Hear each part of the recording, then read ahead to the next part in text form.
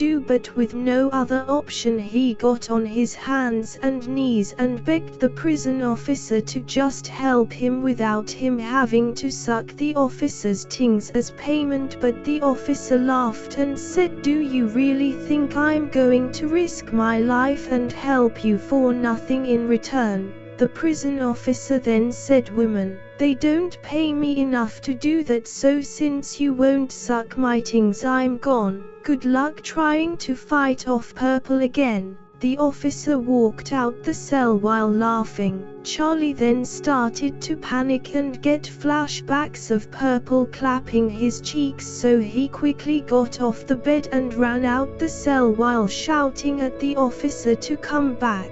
He then said to the prison officer, "Okay, I'll do it. I'll suck your tings. Please come back." The prison officer then turned around with a massive smile on his face and started to walk back into Charlie's cell.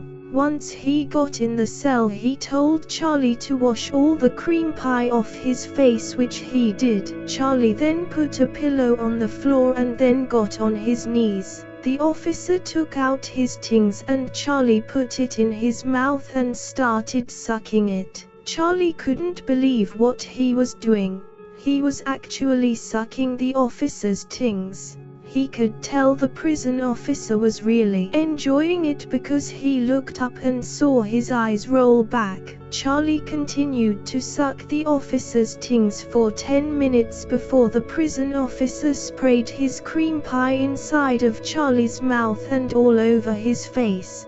After the officer was finished, Charlie spat the officer's cream pie out of his mouth and onto the cell floor. The prison officer then started laughing while saying, "You should have swallowed it, woman. I heard it's very good for you." Charlie's face was also caked with more cream pie than before. The prison officer continued to laugh while saying, "Girl, you are pretty good at this."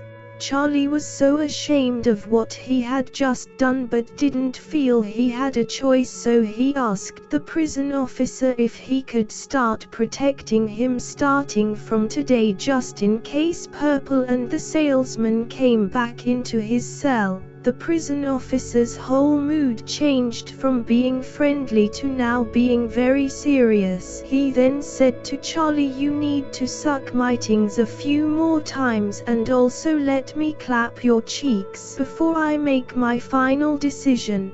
I need more time to experience you before I decide if I'm going to help you or not. Remember, I am putting my life on the line to save you, so let's just do it a few